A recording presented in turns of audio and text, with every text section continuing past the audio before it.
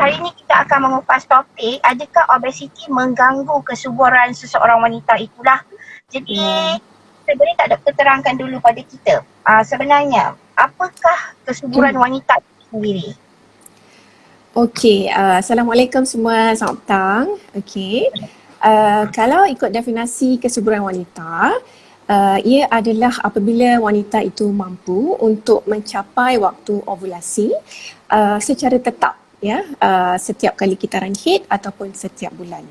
Dan apabila mereka melalui fasa perkahwinan, mereka mampu untuk mendapatkan zuriat di dalam sekitar 1 hingga 2 tahun perkahwinan dengan syarat mereka melakukan hubungan kelamin yang kerap dan tidak menggunakan apa-apa kaedah perancang kehamilan.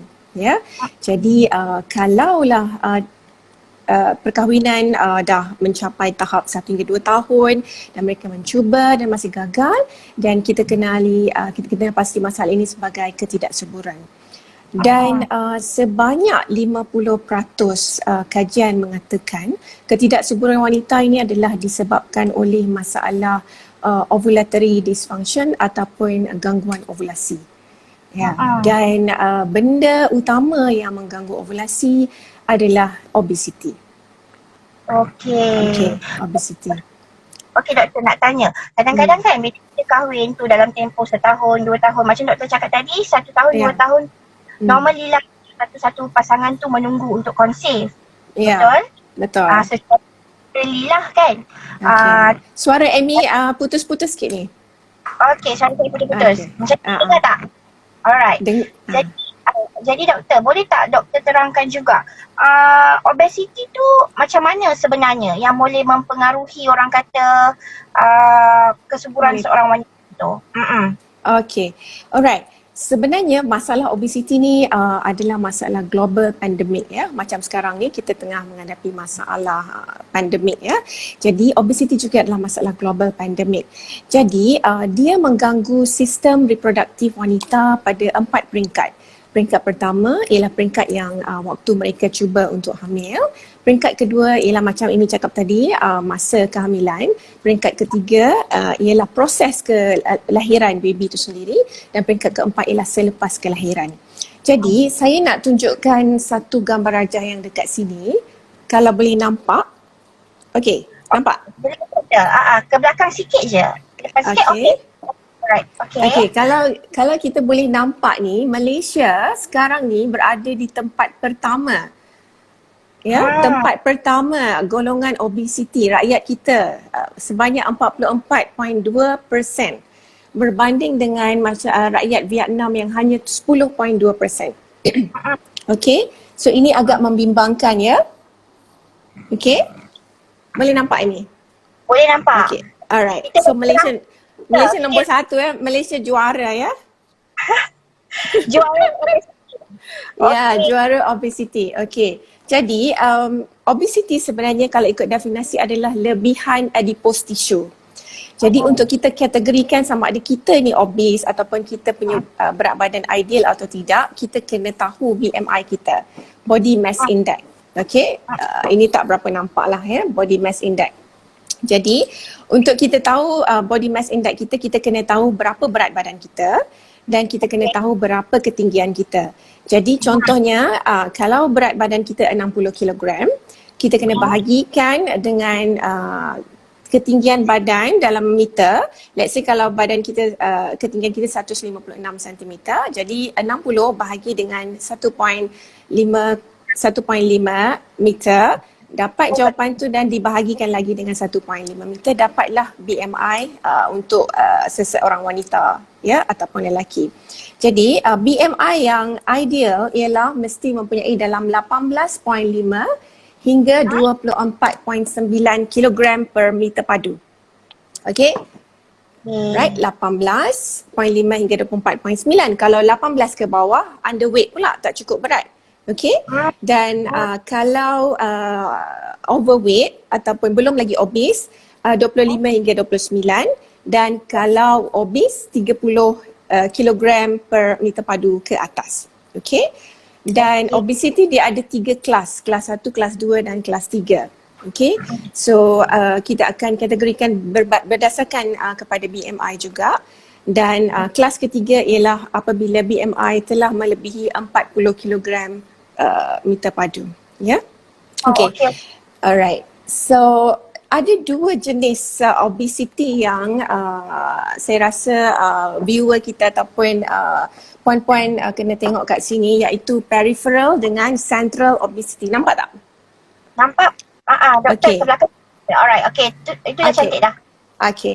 So kalau peripheral obesity biasanya dia dalam bentuk pair. Okay, bentuk pair dia tengok ukur lilit pinggang dengan ukur lilit ukur lilit punggung. Ya, kalau kita tengok buah pair macam ni, kecil dan besar ke bawah. Tapi kalau central obesity, ukur lilit pinggang dengan punggung nampak macam lebihan pada pinggang, ya. Jadi yang agak bahaya ialah pada central obesity yang berbentuk apple ni. Jadi kebanyakan pesakit yang mengalami masalah high kolesterol, masalah kardiovaskular iaitu jantung, ataupun wanita yang mengalami PCOS, ya, polycystic ovary, kebanyakannya adalah central obesity. Ya, yang buah apple ni lah. Okay, alright. Sekejap doktor, kita ada Puan Rofalicious ada bertanya dekat sini. Dia kata dia sering mengalami pendarahan seperti warna coklat hitam. Tapi bukan yang mengalir. Adakah itu darah haid? Boleh tak doktor komen? Sebelum saya komen Puan apa? Puan Rofa. Puan Rofa. Okey, sebelum kita komen Puan Rofa punya masalah, saya nak penonton semua faham dulu kenapa masalah obesiti membawa masalah hormon wanita, masalah gangguan hormon wanita. Jadi apabila ada lebihan tisu lemak, ya, kepada kita punya bahagian tulang, kita punya bahagian pinggul ataupun bahagian pinggang, dia menyebabkan perembesan hormon estrogen yang berlebihan, kerana adipose tissue ini dia merupakan ejen penukaran kepada hormon estrogen, ya. Jadi kita ada 3 tempat pengeluaran estrogen secara natural di dalam badan, iaitu daripada kilang telur kita sendiri iaitu ovari, dan juga kelenjar adrenal, dan juga daripada rembesan tisu lemak itu sendiri. Jadi kalau ketiga-tiga ejen ini telah terganggu dia punya fungsi akibat daripada lebihan lemak, dia menyebabkan aromatase, kita panggil aromatization, hormon itu kepada estrogen berlebihan. Jadi apa yang berlaku ialah apabila gangguan hormon estrogen ini di dalam darah berlebihan, dia telah memberi signal kepada otak kita, ya, untuk mengganggu rembesan hormon FSH LH level. Ini yang sebenarnya orang kata punca kenapa obesity, masalah ovulasi, masalah period, apa semua, inilah dia punya punca, iaitu rembesan hormon estrogen yang berlebihan di dalam darah. Jadi bila hormon follicular stimulating hormone ni, FSH level ini tak balance, dia menyebabkan follicle di dalam kilang telur kita, ini adalah kilang telur sebenar wanita, ya. So di dalam kilang telur kita ni ada beberapa follicle, bergantung kepada wanita. Setiap wanita mempunyai bilangan follicle yang berbeza.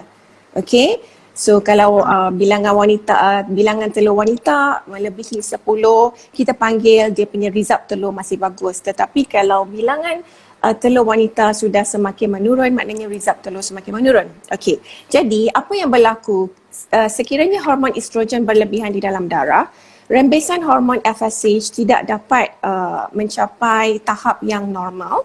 Jadi dia tidak dapat bagi signal kepada follicle ini untuk membesar. Jadi follicle itu berada kepada satu saiz yang lebih kurang sama dan dia tidak dapat mencapai kematangan. Oh, Dia tak dapat matang. Jadi bila dia tidak matang, ovulasi tidak berlaku lah. Ovulasi tidak berlaku. Okey. Jadi selain daripada itu, ovulasi juga memerlukan rembesan hormon LH. Apa yang berlaku kepada pesakit ataupun wanita yang obes, ya, yang mengandungi lemak yang berlebihan, hormon LH di dalam badan juga dirembeskan secara berlebihan. Jadi apabila telur itu mencapai peringkat yang sepatutnya matang, kematangan tidak dapat berlaku disebabkan oleh hormon LH ini tidak balance. Sebab pada peringkat awal, hormon LH sudah tinggi. Sepatutnya hormon LH ni tinggi pada pertengahan cycle. Jadi pada awal-awal lagi hormon LH dah tinggi, hormon FSH rendah. Jadi ovulasi dan juga pembesaran folikel tidak berlaku. Itu yang menyebabkan mereka sukar untuk mengandung disebabkan oleh tidak ada pertemuan antara telur dengan sperma. Okey. So, dia tersangkut di situlah. Ya. Bila dia tersangkut di situ, jadi perembesan hormon estrogen dan juga progesteron pun terganggu. Okey, disebabkan oleh ini rembesan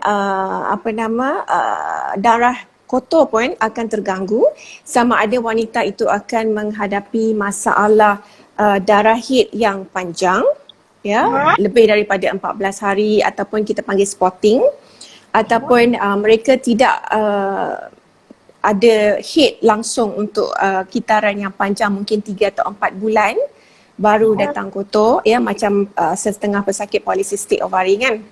Okey. Ataupun mereka mempunyai darah haid yang banyak, ya.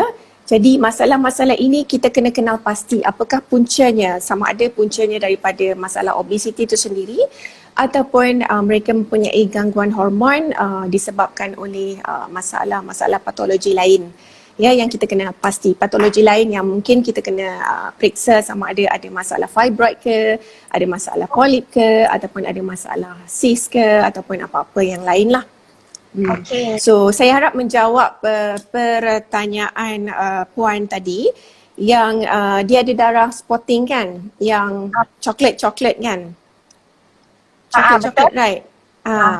So kalau katakan puan yang bertanya tadi mempunyai berat badan yang agak ideal tetapi masih mempunyai darah haid yang tidak teratur, saya nasihatkan untuk datang berjumpa untuk kenal pasti apakah yang menyebabkan darah haid itu sikit, ya, dan tidak keluar secara natural, tak keluar secara normal macam wanita biasa, ataupun darah haid itu panjang ke apa, dan kita boleh betulkan balik hormon puan lah.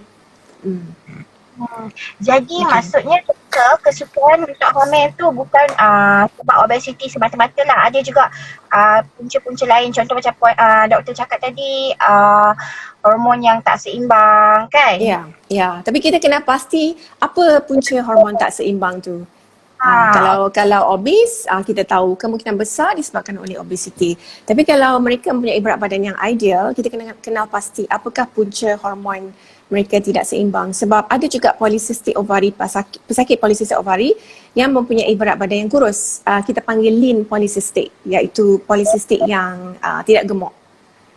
So mungkin mereka juga ada polycystic tapi jenis yang kurus.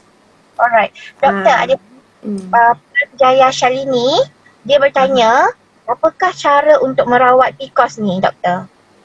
Okey, PCOS ni atau polycystic ovary ni bila dia ada di dalam badan kita, memang dia akan ada. Okey, cuma kita boleh kontrol untuk sama ada dia akan berubah menjadi normal balik ataupun dia akan jadi balik lagi sekali. Okey, jadi cara yang pertama yang saya selalu suggestkan kepada pesakit ialah weight reduction. Ya, penurunan berat badan. Paling tidak pun 5 hingga 10% daripada berat badan sekarang. Katakanlah berat badan pesakit dalam 80 kilo. Okey. So kalau dalam 10% lebih kurang 8 kilo. Dengan penurunan berat badan yang 8 kilogram ini, dia dapat kembalikan atau memulihkan balik dia punya kitaran haid dan kemungkinan dia orang akan berovulasi secara natural. Maknanya tak perlu ambil ubat untuk induce period ke apa, dan mungkin mereka akan dapat mengandung secara natural juga. Jadi pertama ialah weight reduction lah. Okey. Doktor, ada satu lagi bertanya, kalau kurus pula macam mana ya? Adakah termasuk dalam PCOS tapi period regular? Kalau mereka tak mampu untuk mendapatkan zuriat macam let's say 2-3 tahun dah kahwin, lepas tu masih lagi tak berjaya dan period lancar, biasanya kita kena kenal pasti faktor lain juga. Tak semestinya ovulasi. Okey, mungkin faktor daripada suami, ya. Faktor daripada suami ataupun faktor daripada fallopian tube atau macam mana. Tapi kalau pesakit yang PCOS yang kurus, okey, kebiasaannya dia mempunyai orang kata tanda-tanda seperti hormon androgen yang berlebihan. Hormon androgen ni termasuk dalam testosteron lah. Sebab wanita pun ada juga hormon testosteron yang dirembeskan tapi tidak sebanyak lelaki. Okey. Jadi kalau dalam polycystic ovary, hormon testosteron dirembeskan agak berlebihan. Jadi mereka akan dapat sign pada badan, contohnya macam lebihan rambut kepada muka, ya, macam ada misai sikit ataupun bulu dekat bahagian ari-ari yang macam nampak seperti lelaki sedikit, ya, ataupun period lah, kebiasaannya period juga terganggu. Dan untuk kita mencapai diagnosis polycystic ovary, kita kena ada 2 daripada 3 kategori, iaitu period yang tidak lancar, ya, contohnya cycle dia 2-3 bulan satu cycle ataupun period sedikit. Yang kedua, androgen punya simptom atau sign tadi, yang rambut, misai apa semua, ataupun kebotakannya, maknanya rambut gugur banyak dan dia ada kesan botak di kepala. Ataupun ataupun yang ketiga ialah melalui ultrasound untuk kita tengok keadaan ovari itu sendiri, iaitu mereka nampak macam polycystic ovary atau tidak. Okey. Doktor, Amy nak tanya katakanlah kalau macam mula-mula berkahwin, senang lekat kan? Maknanya dalam tempoh beberapa bulan ke selepas bernikah tu dah pregnant. Kemudian bertahun-tahun tunggu untuk dapatkan anak yang kedua. Tak lekat-lekat. Apa masalah yang sebenarnya, doktor? Kalau anak yang pertama dan jarak dengan anak yang kedua lebih daripada 2 tahun ataupun lebih daripada itu, kita kenali masalah ini sebagai secondary subfertility lah. Maknanya mereka juga mengalami masalah kesukaran untuk mengandung dengan syarat mereka tak menggunakan apa-apa kaedah perancang lah. Tak ada pakai IUCD ke, pil ke, ataupun buang kat luar ke, coitus interruptus, ya, maknanya pancut kat luar ke, ataupun apa-apa kaedah. Okey. Jadi kita akan bermula daripada siasatan awal juga. Kita kena check hormon level pesakit, kita kena tengok sama ada patient berovulasi atau tidak, dan juga sperma pun perlu dicek juga untuk mengenal pasti faktor yang mana satukah yang menyebabkan kesukaran untuk anak kedua. Okey. Daripada situ. Okey, doktor, ada juga ni viewer kita ni, dia tanya nama ubat, nama pil untuk induced period. Boleh dapatkan di farmasi ke ataupun adakah ubat ni ubat kawalan, doktor? Ubat hormon sebenarnya boleh dapat di farmasi. Boleh dapat di farmasi, tetapi saya tidak galakkan pesakit mengambilnya secara rambang tanpa nasihat daripada doktor. Sebab bila kita ambil hormon, kita kena tahu kenapa kita perlu ambil hormon dan kenapa kita perlu mengambil hormon. Okey. Katakanlah kalau untuk induced period, biasanya kita akan start untuk bagi ubat untuk pesakit kalau kita tengok keadaan macam lebih daripada 2 atau 3 kitaran head, macam jarak lebih daripada 2 atau 3 bulan. Okey, dan juga tidak ada apa-apa masalah lain yang mengganggu, dan saya akan induce period. Okey, sebab kalau kita balik kepada penyakit polycystic tadi, andai kata mereka tidak mengalami period setiap bulan, ya, mereka akan bermasalah ataupun mereka berisiko untuk mendapat kita panggil endometrial hyperplasia, iaitu penebalan dinding rahim yang tidak normal. Jadi penebalan dinding rahim yang tidak normal, kalau kita tidak kawal, dia boleh membawa kepada masalah risiko kanser dinding rahim. Jadi untuk polycystic memang perlu period tiap-tiap bulan. Okey. Jadi kalau perlu period dan dia dah tahu dia memang di bawah kawalan doktor, dia boleh je pergi ke kaunter farmasi untuk beli ubat apa-apa untuk induce period dia, sebab dia dah tahu dia polycystic dan dia perlu period. Okey, kalau kes yang macam tu saya okey, ya. Jadi antara ubat yang untuk induce period biasanya kita bagi progesteron lah, hormon progesteron. So sama ada kita boleh dapatkan Dufaston ataupun norethistron iaitu progesteron juga, ataupun Provera. So semua itu kena dapat prescription, tapi sebenarnya farmasi tidak perlu prescription kalau untuk hormon. Tapi pesakit lah yang tak tahu apa yang dia nak ambil kan. So jadi digalakkan untuk jumpa doktor untuk tanya apakah jenis hormon yang sesuai untuk diorang induce period. Sebab takutnya diorang tak datang period untuk 3 bulan atau 4 bulan, tiba-tiba tak tahu yang diorang pesakit tu pregnant ataupun wanita tu pregnant, tiba-tiba dah makan ubat kan. So biasanya kalau datang klinik kita check dulu UPT, urine pregnancy test, kalau memang negatif dan baru kita induce period. Doktor, ada suami yang bertanya ni, kalau husband selalu pergi basikal, mungkin hobi dia cycling lah doktor ya, ada kesan pada sperm dia, pada quality sperm?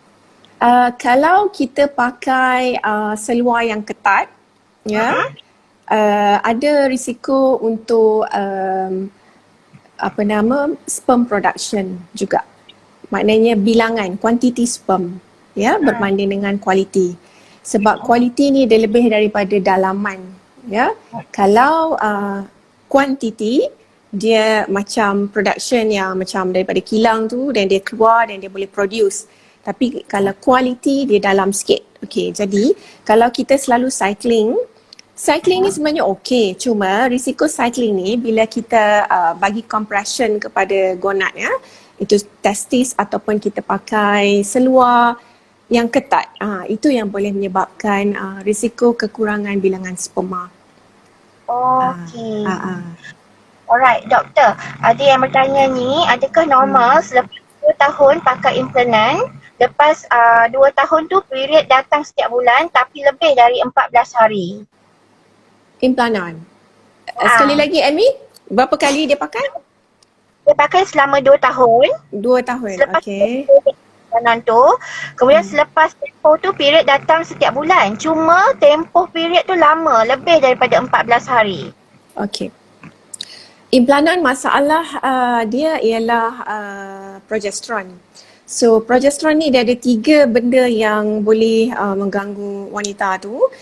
Satu, bila dia pakai sama ada dia memang tak ada period langsung, ya, mungkin setahun tak ada period.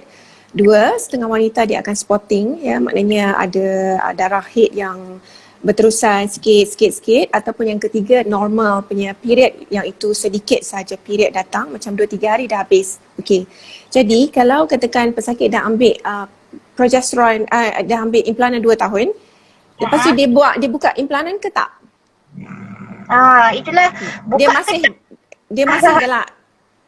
Kalau dia masih dengan implantan, maknanya hormon itu sendiri yang menyebabkan dia panjang. Jadi sebenarnya lebih daripada 14 hari itu tidak normal. So lebih daripada 14 hari tidak normal, dan kalau pesakit itu adalah wanita itu adalah Muslim, lebih 14 hari dia kena solat dan dia kena istihadah. Jadi dia kena bersihkan dulu bila dalam keadaan kering dan kena solat. Okey.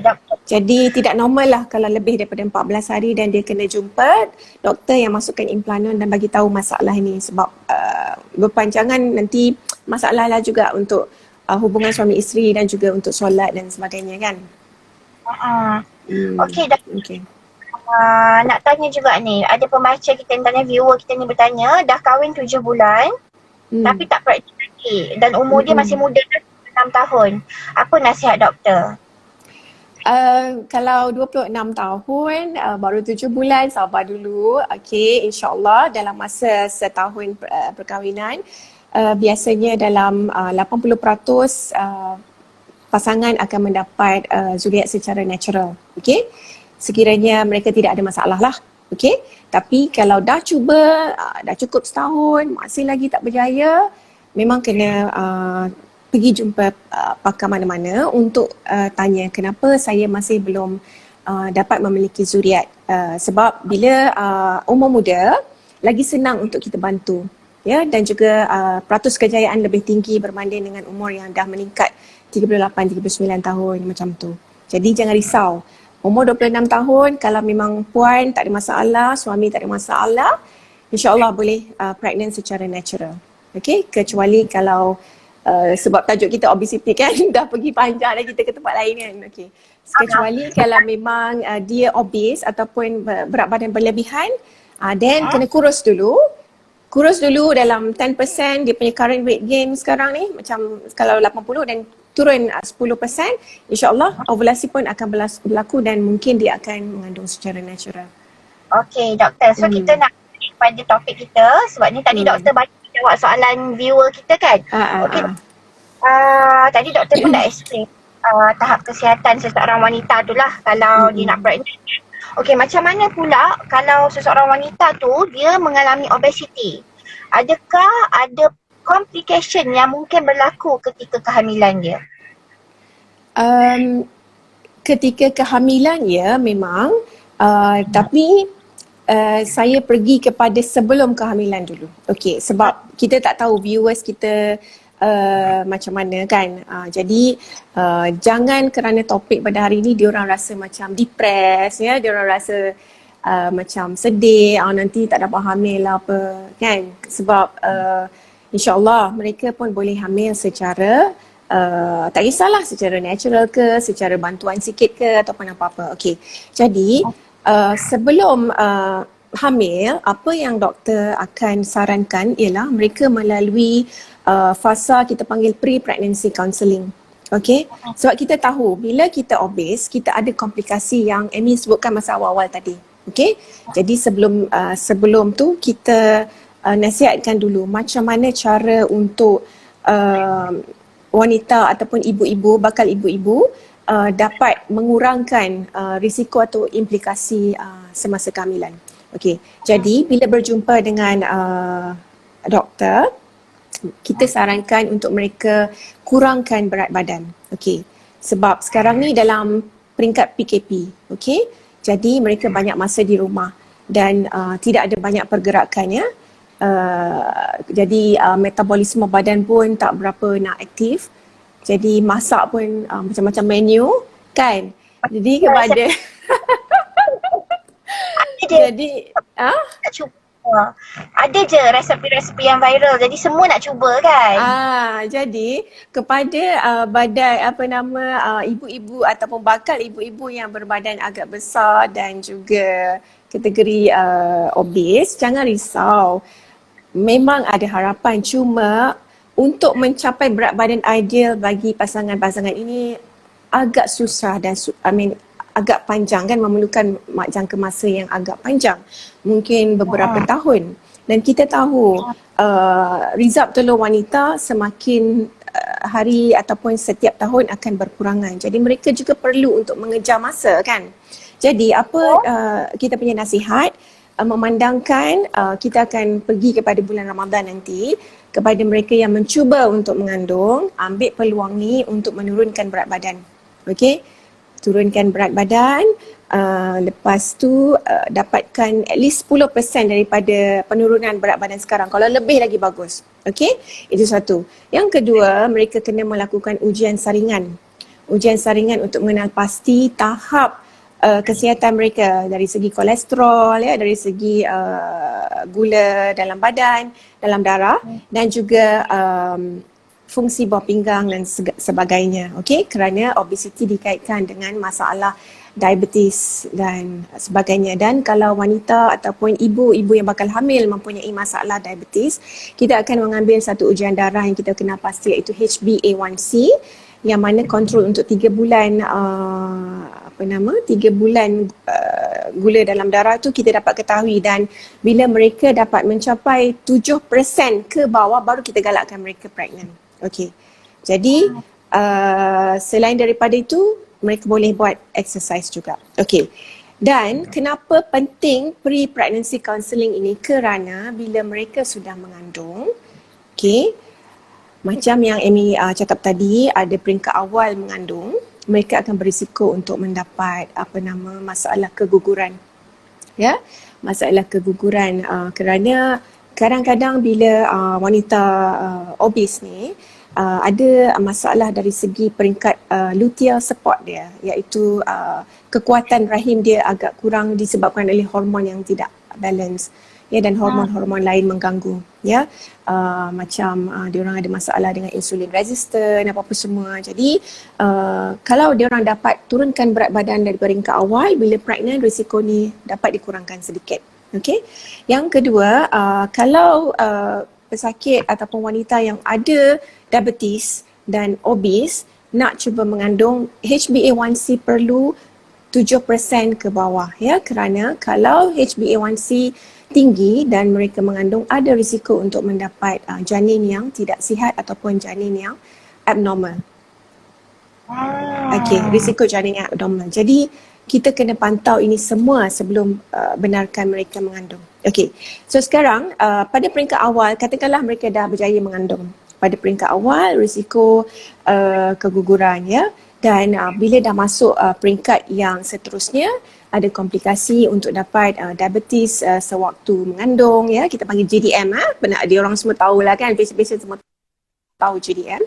Yang kedua adalah risiko untuk darah tinggi sewaktu mengandung, ya, pregnancy induced hypertension, ataupun dia orang boleh berisiko untuk mendapat pre-eclampsia, iaitu rembesan protein di dalam kencing yang boleh menyebabkan darah tinggi yang teruk, yang boleh menyebabkan risiko sawan semua. Okey.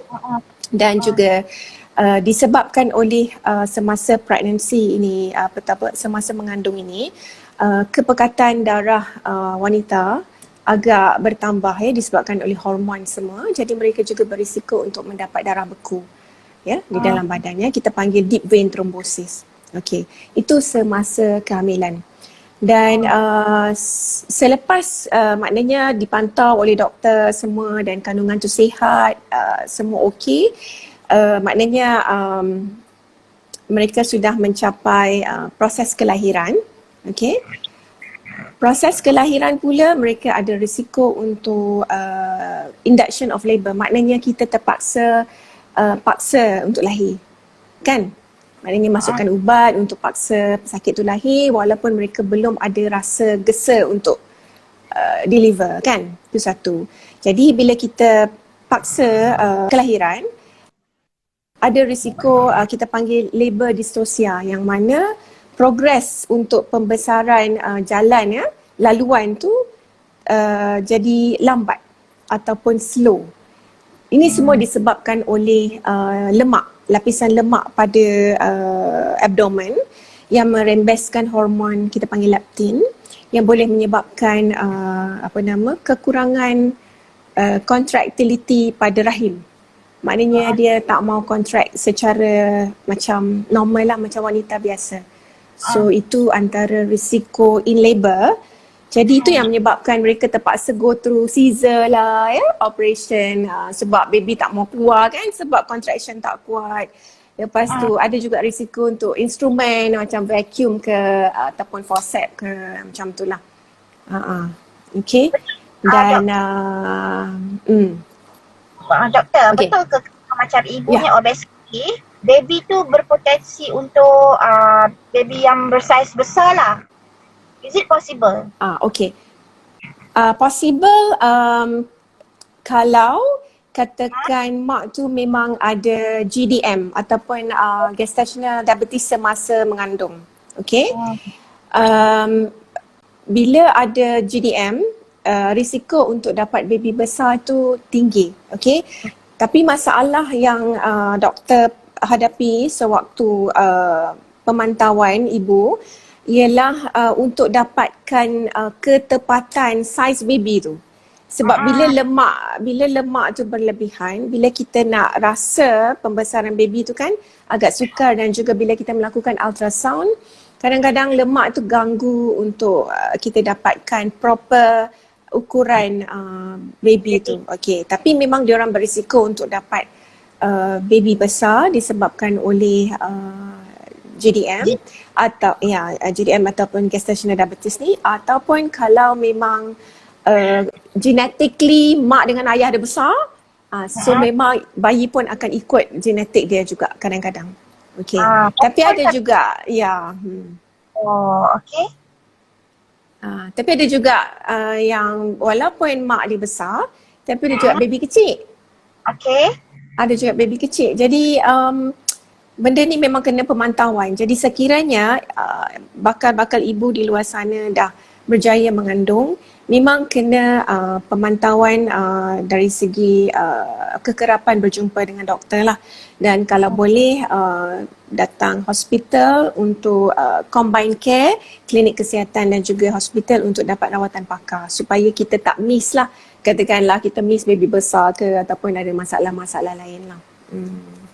Before kita end live kita hari ni, ada beberapa lagi yang bertanya. So kita nak tanya dekat sini, dia kata waktu dia pregnant, adakah ibu hamil boleh ambil jamu yang khas untuk kehamilan? Bahaya ni.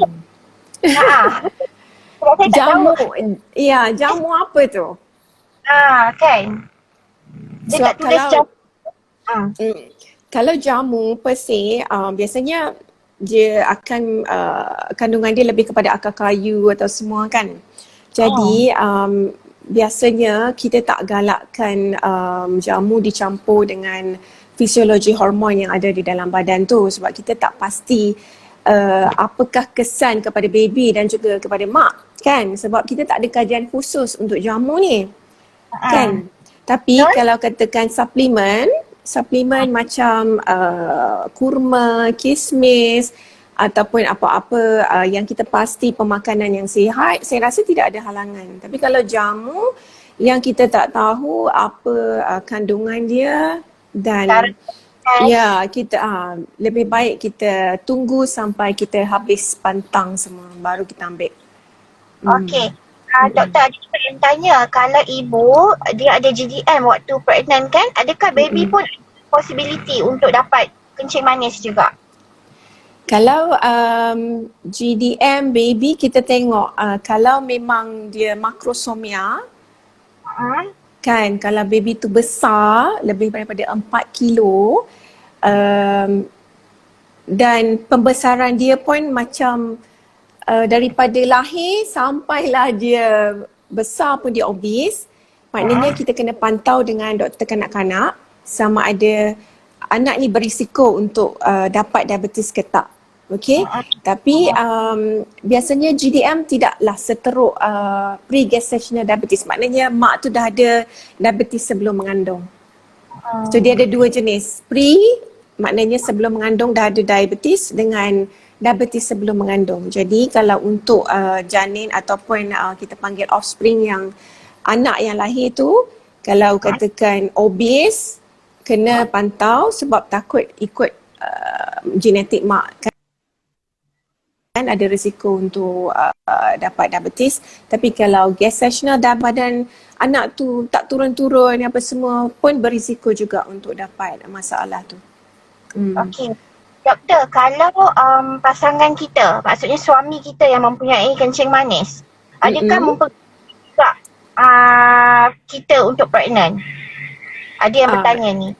Okey, kalau pasangan ada kencing manis, pertama sekali kalau pasangan itu obes, memang ada risiko dari segi kita panggil erectile dysfunction, iaitu mereka tidak mampu untuk